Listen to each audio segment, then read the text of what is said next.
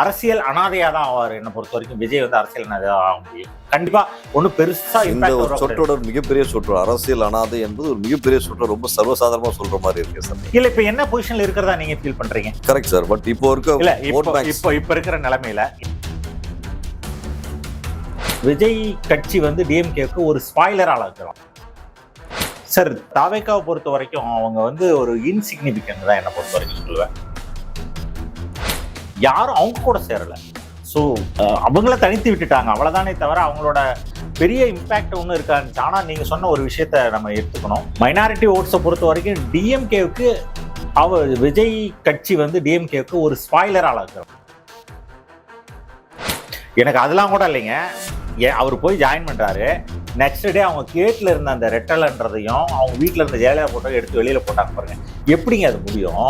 பாக்கெட்ல வச்சிருந்து தூக்கி போட முடிஞ்சவருக்கு அது கேட்ல தூக்கி போட முடியாது சார். அண்ணாமலை அவர்கள் திடீரென்று வருகிறார், திடீரென்று காணாமல் போகிறார் அப்படின்ற மாதிரி வார்த்தைகள் சொல்றாங்க. அதே கொஞ்சம் ஏன்னா பாஜக வந்து இப்போ ஒரு பெரிய ஐடென்டிட்டி ரீச் ஆனதுக்கான அண்ணாமலைன்னு சொல்லி பேசும் பொருளா இருக்கு. அப்படி இருக்கும் தருவாயில் வாரத்துக்கு ஒரு தடவை மீடியால இருக்காரு, அதுக்கப்புறம் காணோம் அப்படிங்கிற மாதிரி ஒரு சொற்றோட இருக்கு. இல்ல சார், அவருக்கு கொடுக்கப்பட்ட பொறுப்பு. நேர்மையின் குரலாய் பிரதிபலிக்கும் யுவர் வாய்ஸ் சேனல் நேயர்களுக்கு வணக்கம்.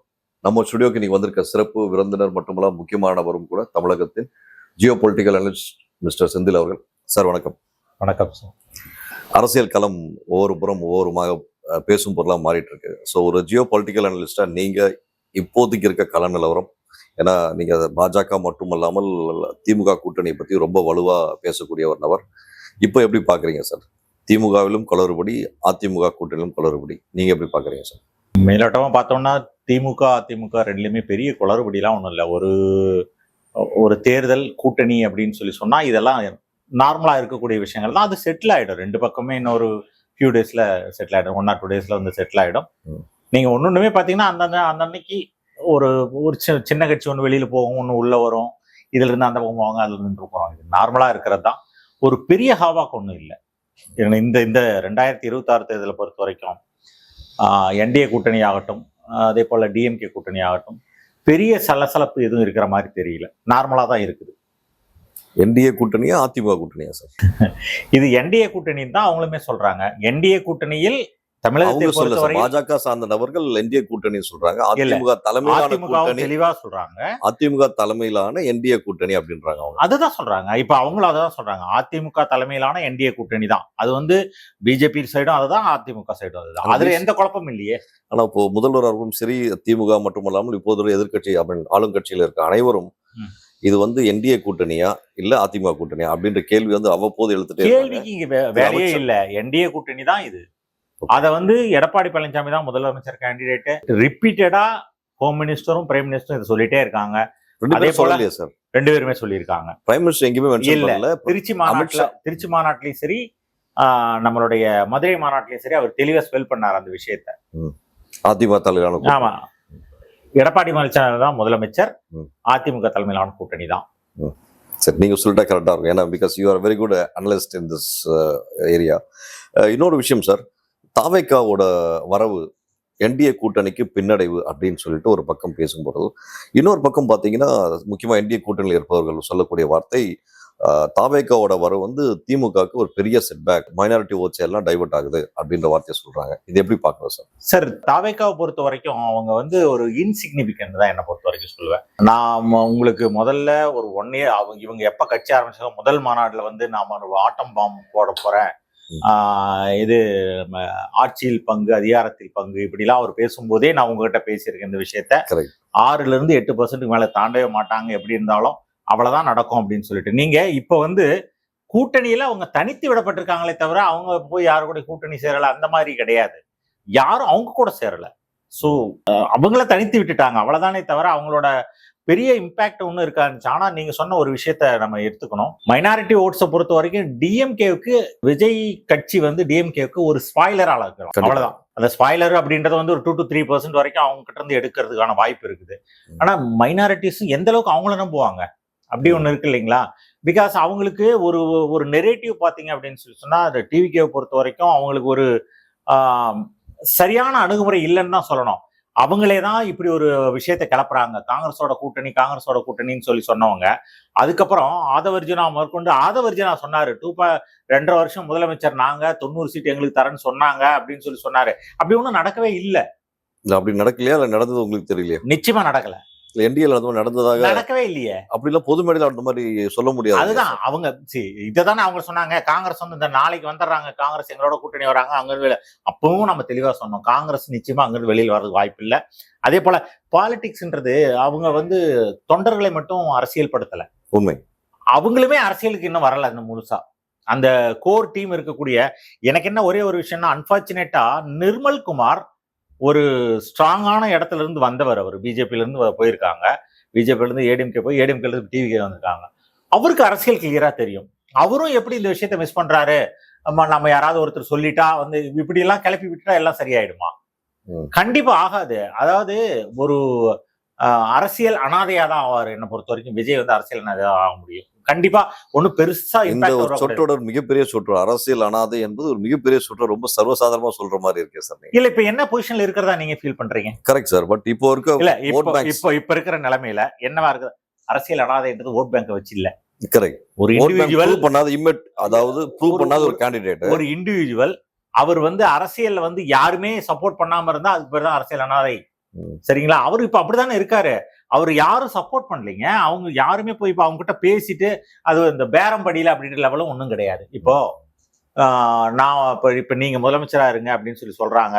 நாங்க வந்து காம்ப்ரமைஸ் ஆகல, காம்ப்ரமைஸ் ஆகாதனால பிரிஞ்சு போயிட்டாங்க. இப்போ ஃபார் எக்ஸாம்பிள் நீங்க கேட்டிருந்தீங்க இல்லைங்களா, வேல்முருகன் வெளியில போனாரு, வெளியில போயிட்டு இப்ப சைலண்டா இருக்காரு. என்ன பண்ண போறாருன்றது அவருக்கு தான் தெரியும் அடுத்தோம். சோ அந்த மாதிரியான இப்ப அவர் தனித்து விட்டா என்ன நடக்கும், அதுதான் இவருக்கும். Right sir. இப்போ அரசியல் அனாதைன்ற வார்த்தை சொன்னதுனால ஓபிஎஸ் முன்னாள் சிஎம் சார், ஒரு சிஎம்மா இருந்த பர்சனே அவ்வளவு பெரிய கட்சி நாடி போறார். 8 முறை சட்டமன்ற உறுப்பினர் திரு செங்கோட்டையன் அவர்கள் எம்ஜிஆருடன் பயணித்து இருக்கிறார், ஜெயலலிதா அவர்களுடன். அவங்களை பொறுத்த வரைக்கும் எனக்கு தெரிஞ்சு செங்கோட்டையன் ஆகட்டும், நம்ம ஓபிஎஸ் ஆகட்டும், 2 பேருமே வந்து சுயநலத்தின் உச்சம். அதெல்லாம் 2 பேருமே 70+ங்க. இத்தனை முறை வந்து என்ஜாய்ட் வித் ஏடிஎம்கேவோட இதுலதான், ஜெயலலிதா அம்மையாரோட அவங்களோட இதுலதான் வந்தாங்க. அவ்வளோ பேசுனாங்க. முதலமைச்சரா இருந்தார் இவர், அவர் 8 முறை அமைச்சரா இருந்தாங்க, எல்லாம் பண்ணாங்க. வாச்சாத்தி கலவரத்துல கூட அவங்க இருந்தாங்க. இவ்வளவு விஷயத்த நடந்து முடிச்சுட்டு எப்படி நீங்க செங்கோட்டையன் கூட ஒரு 1% ஒத்துக்கலாங்க. ஆனா இந்த ஓபிஎஸ் வந்து அடிக்கடி நம்ம எடப்பாடி பழனிசாமி சொல்லுவாரு, அவர் வந்து துரோகி அவங்க அப்படின்னு சொல்லிட்டு ப்ரூவ் பண்ணிட்டு போயிருக்கிறாரு. எனக்கு அதெல்லாம் கூட இல்லைங்க. அவர் போய் ஜாயின் பண்றாரு, நெக்ஸ்ட் டே அவங்க கேட்ல இருந்த அந்த ரெட்டலன்றதையும் அவங்க வீட்டுல இருந்த ஜெயலலிதா போட்டோ எடுத்து வெளியில போட்டாங்க பாருங்க. எப்படிங்க அது முடியும்? பாக்கெட்ல வச்சிருந்தா தூக்கி போட முடிஞ்சவருக்கு அது கேட்ல தூக்கி போட முடியாது சார். ரொம்ப அதாவது அவர் அந்த அளவுக்கு தரம் தாழ்ந்து போயிருக்க வேணான்றதா என்னோட ஒப்பீனியன். அந்த விஷயத்தை பொறுத்த வரைக்கும் உங்களுக்கு ஒன்னும் ஒரு மரியாதை இருந்தது, தர்ம யுத்தம் நடத்தினீங்க, என்னென்னமோ பண்ணீங்க. சரி நீங்க சரி ஓகே, அவங்களோட உங்களுக்கு ஒன்றும் ஒத்து போகல, எதுவும் பண்ணல, பிஜேபி உங்களை இன்வைட் பண்ணல, இவங்களும் பண்ணல, கொஞ்சம் அமைதியா தான் இருந்துட்டு போங்களேன். ஒரு எம்எல்ஏ சீட்டுக்காக இப்ப அங்க போயிட்டு ஒரு இப்படி வச்சுக்கோங்க, எம்எல்ஏ சீட்டுக்கு நின்று தோத்து போயிட்டாருன்னா என்ன ஆகும்? அசிங்கம். இவங்களும் வச்சுக்க மாட்டாங்க, அவங்களும் வச்சுக்க மாட்டாங்க. பேத்துக்கும் இடையில வந்து அவங்க அதோட போயிரும்ல அவங்களோடது. Correct sir. இப்போ இன்னொரு விஷயம் பார்க்க வேண்டியது இருக்கு சார். இப்போ தாவேகாவோட நகர்வுகள் ஒவ்வொன்றும் வச்சு பார்க்கும்போது the percentage of votes for DMK as well as for ADMK will have a major hit இந்த மாதிரி ஒரு சர்வே ரிப்போர்ட் இந்தியா டுடேலேருந்து ஒரு ரிப்போர்ட் வருது சார். இந்த ரிப்போர்ட் வச்சு ஸ்டடி பண்ணும்போது பார்த்தா நம்ம உள்ளபடியே ஒரு நான் ப்ரூவன் பார்ட்டி வந்து தாவேகா. ஸோ அந்த பார்ட்டியை வந்து கால்குலேஷன் பண்ணி இந்த மாதிரி ஒரு வார்த்தைகள் பெரிய பெரிய பத்திரிகைகள் பேசுன்னு எப்படி பார்க்குறீங்க சார்? சார் பெரிய பெரிய பத்திரிகைகள் வந்து அந்த நீங்க அவங்களுக்கு கூடுற கூட்டங்களை பாருங்க. நீங்க கூடுற கூட்டங்கள் எப்படின்னா அவங்களுக்கு அவங்க ஒரு விஜயை பார்க்கணுன்றதுக்காக உண்மை. நீங்க ஒரு இப்போ சேலம் வராரு அப்படின்னு சொல்லி சொன்னா கிருஷ்ணகிரி, தருமபுரி, இந்த பக்கம் திருவண்ணாமலை, கள்ளக்குறிச்சி, எல்லா இடத்துல இருந்து ஒரு இடத்துக்கு வருவாங்க. அப்படி வந்து ஒரு 10,000 பேர் ஒரு இடத்துல கொடுத்த பெரிய விஷயம் இல்லை சார். கூடுற கூட்டம் ஓட்டா மாறாது, கண்டிப்பா மாறாது. முதல்ல அந்த நம்ம பத்திரிகையாளர் ரங்கராஜ் பாண்டே ஒரு 2 நாளைக்கு முன்னால கலாய்ச்சுட்டு இருப்பாரு, இங்க சத்தம் போடுறதுல பாதி பேர் ஓட்டு இல்ல, மீதி பேர் எஸ்ஐஆர்ல தூக்கி விட்டாங்க அப்படின்னு சொல்லுவாரு. அதுதான் உண்மை. ஒரு பெரிய அவங்களால ஒரு பெரிய ஹிட்டு, அவங்கள வந்து நீங்க அனலைசிஸ்ல வந்து அவங்கள வச்சு அனலிட்டிக்கல் போகணும் அப்படின்ற அவசியம் இல்லைன்னு தான் எனக்கு தோணுது. ஏன்னா of course they can be spoiler only for DMK. DMK தோத்தா அதுக்கு முழு காரணமும் டிவிகே தான். ஓகே, அவ்வளவுதான். ஸோ உங்களோட பார்வை எப்படி இருக்கு சார் 2026? சார் என்னோட பார்வையில 2026 பொறுத்த வரைக்கும் தின் மார்ஜின்ல ம்.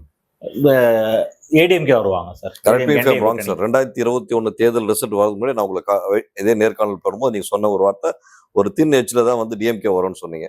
இப்போ அதே மாதிரி தின் எட்ஜ்ல ஏடிஎம்கே வரும். ஏடிஎம்கே கண்டிப்பா வரும். இப்போ கூட பாருங்க ஏடிஎம்கே வார்த்தை சொல்ல என்டிஏ கூட்டணி சொல்ல. So which is so Sir, evident இல்ல, தட் இது வெரி சிம்பிள் சார். ஆக்சுவலி ஏன் ஏடிஎம்கேன்னு சொல்றோம், என்டிஏன்னு சொல்லல அப்படின்னு சொன்னா, ஏடிஎம்கே கிட்டத்தட்ட 170 சீட்டுக்கு மேல நிக்கிறாங்க அவங்களே. கரெக்ட். சரிங்களா? 138ன்னு சொல்லிட்டு இருக்காங்க. அதுதான் இப்போ என்டிஏல ஒரு வின் பண்ணி என்டிஏ கூட்டணியில் இருக்கக்கூடிய, என்டிஏன்னா என்னங்க, உங்களுக்கு சென்ட்ரல்ல இருக்கக்கூடிய கவர்மெண்ட்ல இருக்கிறவங்களுக்கு தான் என்டிஏன்னு சொல்லுவாங்க. Correct. No MPs from AIADMK, AMMK, PMK, இவங்க யார்ட்டும் எம்பி இல்ல. அதனால நீங்க வந்து அதை வந்து என்டிஏ அப்படின்னு நாம சொல்றதுல வந்து உங்களுக்கு அது ஒரு இதா இருக்கலாம். பட் ஏடிஎம்கேவுக்கு ஏற்கனவே அவங்களுக்கு கிட்டத்தட்ட 70 எம்எல்ஏ இருக்காங்க உள்ள. சோ ஏடிஎம்கே கூட்டணி ஸ்பெல் பண்றதுனால ஒன்னும் ஆக போறது சார். பட் இது என்டிஏ கூட்டணி தான், அதுல டவுட்டே கிடையாது. Right. பட் ஏடிஎம்கே தான் முன்னிலைப்படுத்துறோம் அப்படின்னு சொன்னா என்ன அப்படின்னா, நீங்க நல்லா பாத்தீங்கன்னா பிஜேபி சைட்ல வந்து ஏடிஎம்கே தான் முன்னிலைப்படுத்துறாங்க. அதுக்கு ரீசன் என்ன அப்படின்னு சொன்னா, தே ஆர் பிக் பிளேயர். இன்னொன்னு சார், இப்போ பிஜேபி பொறுத்த வரைக்கும் பாத்தீங்கன்னா ஒருங்கிணைந்த அதிமுக ஒரு நிறைய முயற்சி பண்ணாங்க. அதுல டிடிவி மட்டும் உள்ள சேர்ந்துட்டாரு. இதுல சசிகலா அங்க தனித்து விடப்பட்டு சார். ஒருங்கிணைந்த ஏடிஎம்கே அப்படின்னு சொல்றதுக்கு அங்க ஒண்ணுமே இல்லை சார்.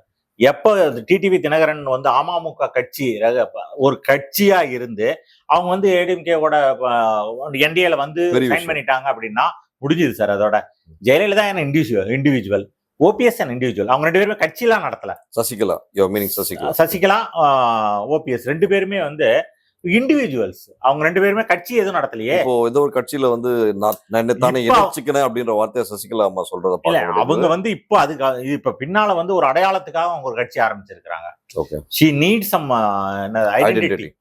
இது ஐடென்டிட்டி கிரைசிஸ் தான் உங்களுக்கு. சசிகலா அம்மாவுக்கும் சரி, அதே போல இப்போ இந்த பண்ருட்டியார் இவங்க ஒரு 4-5 பேர் ஆரம்பிச்சாங்க இல்லைங்களா, இது எல்லாமே ஐடென்டிட்டி கிரைசிஸ். அவங்களுக்குன்னு ஏதாவது ஒரு அடையாளம் வேணும். அந்த அடையாளத்துக்காக அவங்க ஆரம்பிச்சிருக்காங்களே தவிர மற்றபடி வந்து ஒரு பெரிய பிக் ஃபாலோயர்ஸ் இருக்கிறாங்க எல்லாம். நீங்க ஒரு கட்சியை ஒருங்கிணைந்த அதிமுகவா மாத்தணும் அப்படின்னு சொன்னா, இருக்கக்கூடிய 68 அவங்களோட பார்ட்டி இதை பொறுத்த வரைக்கும் 68 மாவட்டமோ 70 மாவட்டம் வச்சிருக்காங்க. 70 மாவட்டம் வச்சிருக்காங்கன்னா ஒரு 30 மாவட்டத்துக்கோ ஒரு 20 மாவட்டத்துக்கோ அந்த கட்சிக்கு ஒரு செட்டப் வேணும். உண்மை. செட்டப்பே எதுவும் இல்லாத ஒரு கட்சி வந்து நீங்க வந்து அவங்க ஒருங்கிணைந்த ஏடிஎம்கே அப்படின்னு சொல்றதுக்கு அங்க ஒண்ணுமே இல்லை. ஒரு 3 இப்ப செங்கோட்டையன் வெளியில போயிட்டாரு, ஓபிஎஸ் போனாரு போயிட்டாரு, சசிகலா மேடம் போனாங்க, இப்பதான் அவங்க கட்சி ஆரம்பிச்சிருக்காங்க. இவங்க முன்னாலே ஆரம்பிச்சிருந்து ஒரு 4 இடத்துல போட்டதாங்கன்னா then you can talk about ஒருங்கிணைந்த ஏடிஎம்கேன்னு பேசலாம். இப்ப அது பேச முடியாது நமக்கு. So they are not the spoilers. அதெல்லாம் ஒண்ணுமே இல்லை சார். Right sir. இன்னொரு பக்கம் sir, one nation one election விஷயத்தை வந்து ரொம்ப ஸ்ட்ராங்கா இன்சிஸ்ட் பண்ணி even president also gave approval சொல்லி பார்க்க முடிஞ்சது. இப்போ 2029 எம்பி எலெக்ஷனோட சேர்ந்து அந்த ஒன் நேஷன் ஒன் எலெக்ஷன் நம்ம கிளியரா சொல்லியிருக்காங்க 2031 வருது உள்ள. அதுக்கு மேலதான் வரும் இல்லைங்களா? அதுக்கு முன்னாடி வர சான்சஸ் இல்ல. அதுதான் பில் பாஸ் பண்ணது இல்ல. நடுவுல வந்து நிறைய பேர் 2029 இம்ப்ளிமெண்டேஷன் வேணும்னு சொல்லிட்டு நார்த் ஈஸ்ட்ல ஃபுல்லா சொல்லிட்டு இருந்தாங்கல்ல சார். சரி, அது 2029 வரும்னு தோணல. ஏன் அப்படின்னா பிஜேபி ஒரு விஷயத்துல தெளிவா இருக்கும். என்ன அப்படின்னா, we can spoil our government. நீங்க எப்பவுமே ஒரு விஷயத்த கொண்டு வரும்போது நாம முன்னுதாரணமா இருக்கணும். பிஜேபி முன்னுதாரணமா இருக்கணும்னு நினைக்குது. 29 ஜெயிச்சுட்டு நீங்க 31 திருப்பி எல்லாத்தையும் ஒன்னா கலைச்சிட்டு திருப்பி எலெக்ஷன் போறீங்க அப்படின்னு சொன்னா it can be acceptable. Whereas 29 நீங்க போயிட்டு 2027, 28 2 வருஷமும் மினி எலெக்ஷன்ஸ் இருக்குது. 6 ஸ்டேட் 7 ஸ்டேட்லாம் வரும்.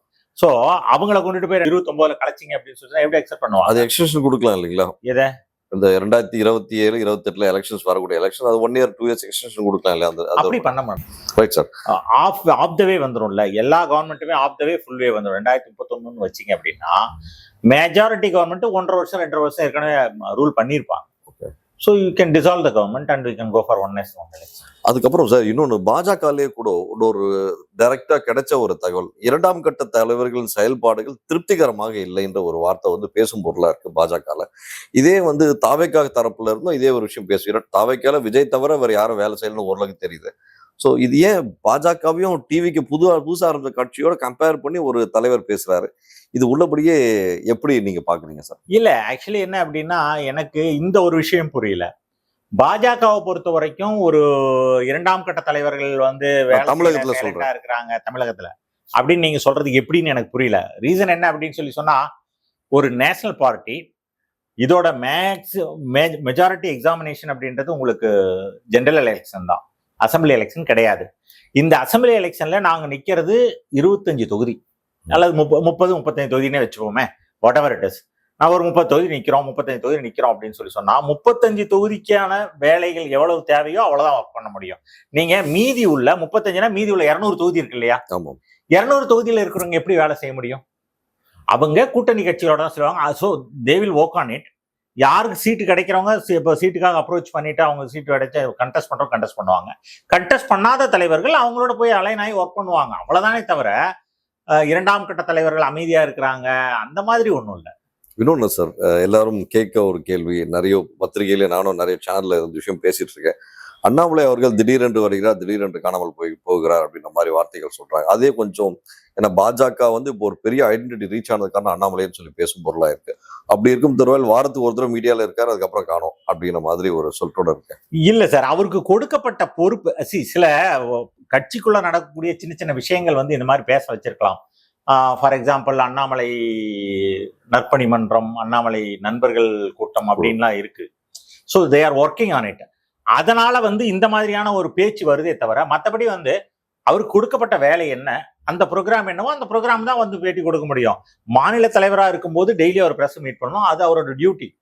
இப்ப அவர் மாநில தலைவர் இல்ல, அதனால அவர் டெய்லி பிரஸ் மீட் பண்ணல. எனக்கு ஒரு விஷயம் புரியல, எந்த பொறுப்பும் கட்சி கொடுக்கல அப்படி சொல்லலாம். கட்சி எந்த பொறுப்பும் கொடுக்கல, பொதுக்குழு உறுப்பினரா இருக்காரு.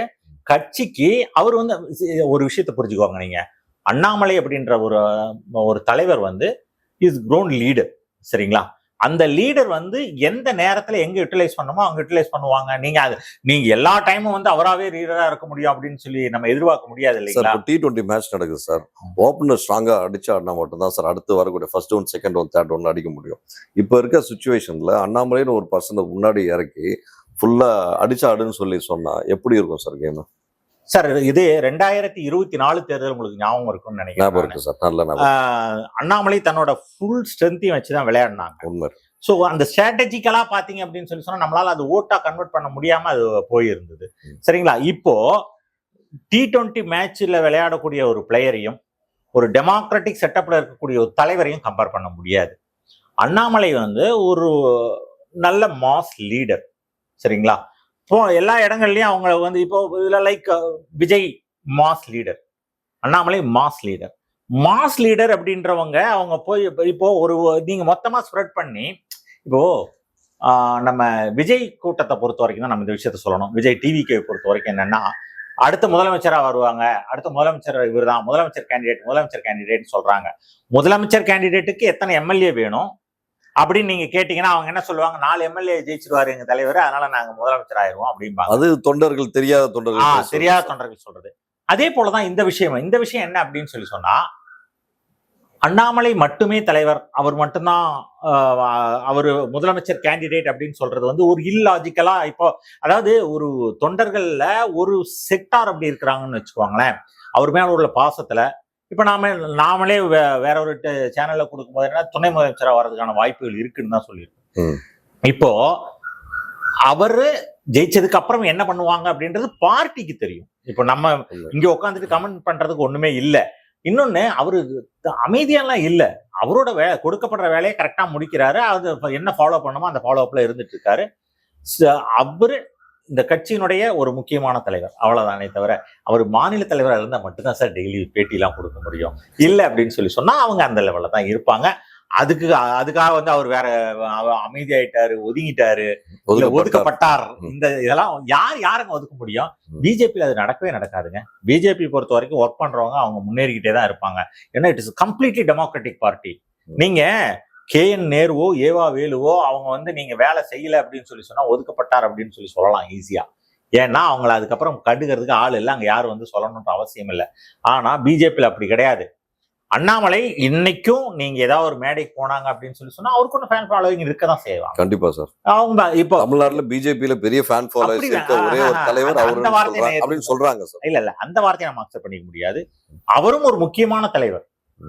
அவர் நீங்க தமிழ்நாட்டை விடுங்க, நீங்க மற்ற ஸ்டேட்டுக்கும் போறாரு, போகும்போது அவருக்கு ஒரு ஃபேன் ஃபாலோவிங் இருக்கதான் செய்யறாங்க. ஆட்டோகிராஃப் வாங்கதான் ஆரம்பிச்சு அவருக்கு செல்ஃபி எடுத்துக்கிறது, இது எத்தனை இருக்குது. அவர் கட்சியில் உள்ள ஒரு முக்கியமான தலைவர். அவ்வளவுதான். அவர் மட்டுமே தலைவர் அப்படின்றது வந்து இவங்களா ஒரு ஒரு ஒரு ஒரு சாரார் ப்ரொஜெக்ட் பண்ணி இப்ப நீங்க கேட்டீங்க இல்லைங்களா, ஒதுக்கப்பட்டார் அப்படின்னு சொல்றது யாரா வேணாலும் இருக்கலாம் இல்லைங்களா? ஏன் அது பிஜேபி காரங்களா சொல்லணும்? ஆப்போசிஷன் பார்ட்டியில இருந்து கூட வந்து அண்ணாமலை ஒதுக்கி விட்டார்கள் அப்படின்னு சொல்லிட்டு ஓட்டை குறைக்கிறதுக்கு ஏதாவது ட்ரை பண்ணலாம் அப்படின்னு கூட இருக்கலாம். ஏன் நீங்க ஒரு 2 மாசத்துக்கு மேல பாத்தீங்கன்னா அவர் தனியா கட்சி ஆரம்பிக்க போறாரு, அதை பண்ண அது பொருளை எல்லாம் வந்து சார் அதுல மாற்று கருத்து இல்லை. இன்னொன்று சார், ஜெனரலாவே பிஜேபினாலே யாரையும் வந்து ஒரு நண்டு கதையா பாக்குறாங்க. இங்க ஒரு லெவல் வந்துட்டா அதுக்கு மேல வளர விட மாட்டாங்க அப்படின்ற ஒரு விஷயம் இல்ல சார். நீங்க இப்போ அண்ணாமலை வந்தது 2021. சரி சார். சரிங்களா? ரிமெம்பர் 2021 வாக்குல தான் 2020 19 வந்தாரு. அந்த பீரியட்ல தான் உள்ள வராரு. இவர் வந்த காலகட்டத்துல துணைத் தலைவர் டைரக்டா துணைத் தலைவர் வந்தாரு. வந்ததும் துணைத் தலைவர் வந்தாரு, மாநில தலைவர் வந்தாரு, பல தேர்தலுக்கு பிரபாரியா அனுப்புனாங்க வெளியில. முக்கியமான இடங்கள் எல்லாமே பண்ணாரு. அந்தந்த காலகட்டங்கள்ல அவரோட தேவை இருக்கும்போது அந்தந்த இடங்கள்ல ஃபில் பண்ணுவாங்க. இப்போ ஒரு ஒரு ஒரு தலைவர் வந்து ஒரு 3 வருஷம் ஒரு பீரியட் முடிஞ்ச பின்னால ஓகே, வேற புதுசா ஒண்ணு பண்ணணும் இல்லைங்களா? 24 தேர்தல் முடிஞ்சது, சரி 2026 தேர்தல் வருது, இதுக்கு மாறணும் அப்படின்னு சொல்லிட்டு இதெல்லாம் கட்சியில நடக்கக்கூடிய அவங்களோட ஸ்ட்ராட்டஜில சென்ற ஒரு இது சயின்ஸுங்க. நீங்க தெளிவா புரிஞ்சுக்க முடியும். செஃபாலஜிக்கல் சயின்ஸ்ல யாரை வச்சு என்ன பண்ணனா, எந்த ஒர்க் யார் பண்ணா ஓட்டு வரும், ஓட்டா கன்வெர்ட் ஆகணும் அப்படின்றது ஒரு அந்த சயின்ஸ் தான். அந்த மேட்ரிக்ஸ் அதுக்கு தகுந்த மாதிரி ஒர்க் பண்ணி அதுக்கு தகுந்த மாதிரி தான் நம்ம மாத்துறாங்களே தவிர மற்றபடி வந்து அவர் ஓரம் கட்டுறதுக்கு யாரை ஓரம் கட்டுறதுங்க? அண்ணாமலைன்ற தலைவரை பிஜேபி இருந்து யாரும் ஓரம் கட்டலாம் முடியாது. கண்டிப்பாக அவரும் ஒதுங்க முடியாது. எப்படின்னா இப்போ வராங்க அப்படின்னு சொன்னா is one of the face இல்லையா? அவர் ஒரு முகம். ஆமா, பாஜகனுடைய அவரும் ஒரு முகம் தான். நீங்க அவர் போனார்னா பிஜேபி அண்ணாமலை தான் சொல்லுவாங்க. கண்டிப்பாக அதே தானே. அவர் போனார்னா இப்போ நான் இருக்கேன் அப்படின்னா அவர் வந்தாருன்னா தலைவர் வந்தாருன்னா வந்துதான் பார்த்துதானே ஆகணும். கண்டிப்பாக. இன்னொன்று சார், இப்போ கடைசி கேள்வியும் கூட, இந்தியா முழுக்க கிட்டத்தட்ட 5 மாநிலங்களில் நடக்க போகுது. ஸோ இந்த இடத்துல தமிழ்நாடு லெவலில் இப்போ ஓரளவுக்கு என்ன ஃபிகர்னு தெரியுது.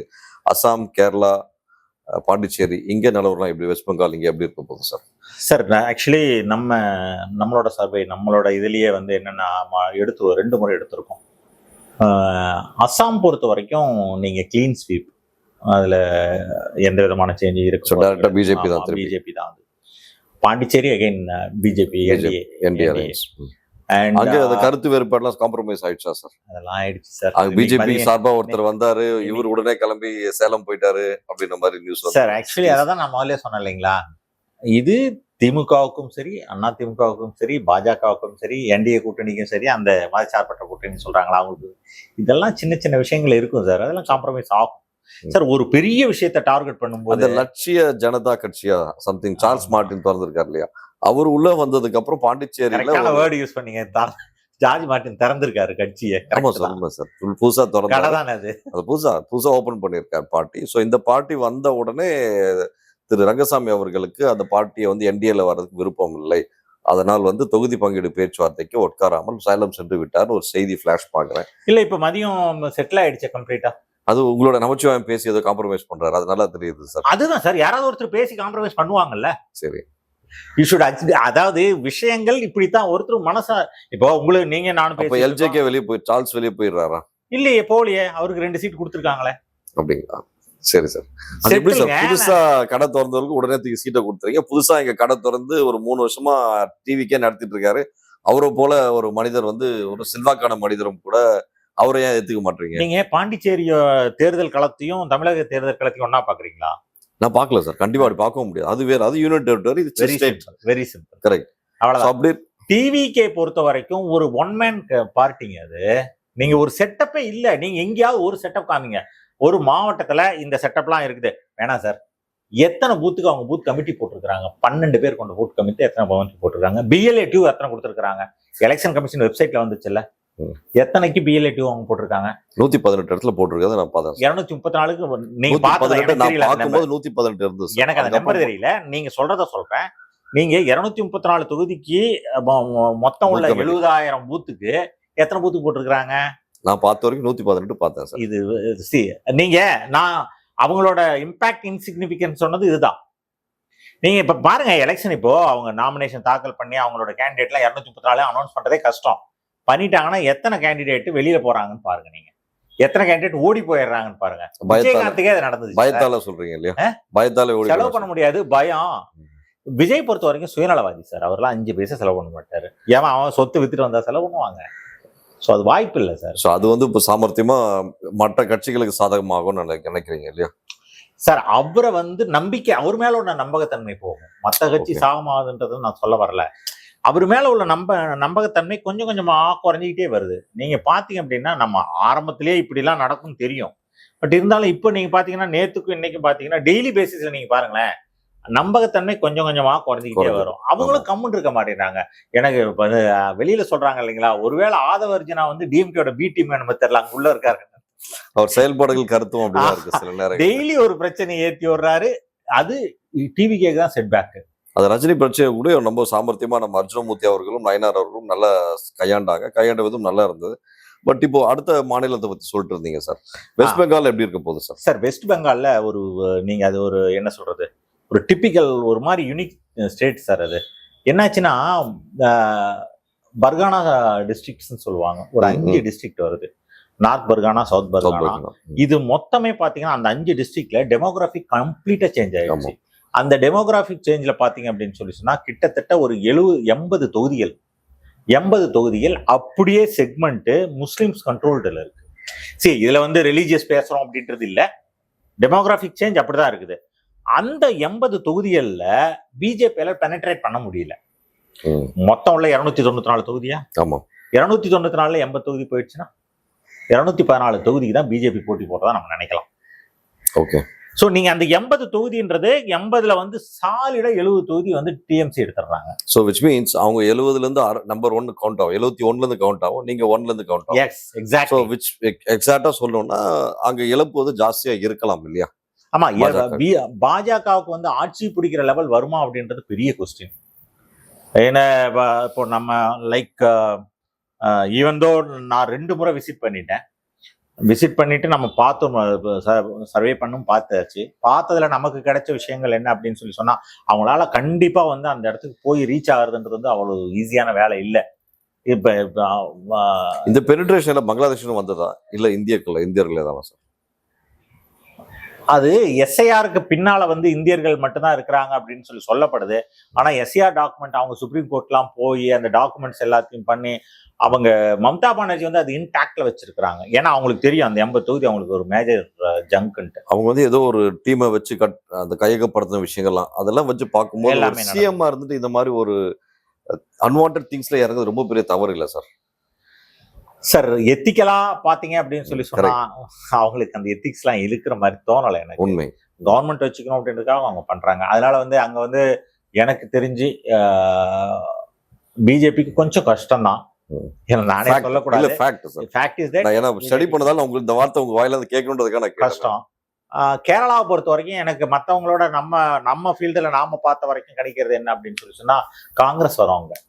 10 வருஷம் தொடர்ச்சியா பினராயி இருந்ததுனால அதனால மட்டும் இல்ல, நிறைய சேஞ்சஸ் இருக்குது இப்போ. அதனால காங்கிரஸுக்கு வாய்ப்பு கொஞ்சம். ஆன்டி இன்கம்பன்சில உங்களுக்கு அந்த ஒரு அங்க வந்து ஒரு 3% டிஃபரன்ஸ் இருக்கு சார். பாஜக பிளஸ் ஆர் மைனஸ் 1. பாஜக சில இடத்துல கவுன்சிலர் மேயர் எலெக்ஷன்ல வின் பண்ணல சார். அது லோக்கல் கவர்மெண்ட்ல வின் பண்றது வேற, அசம்பிளில வேற சார். எனக்கு தெரிஞ்சு ஒரு அரௌண்ட் 5 to 6 சீட்ஸ் வரைக்கும் வரது வாய்ப்பு பாஜக வருங்களா? மினிமம் 2, மேக்ஸிமம் 6 அது வரைக்கும் வர வாய்ப்பு. நன்றி சார். தங்கள் வருகைக்கும் கருத்து பதிவுக்கும் மிக்க நன்றி சார். நன்றி.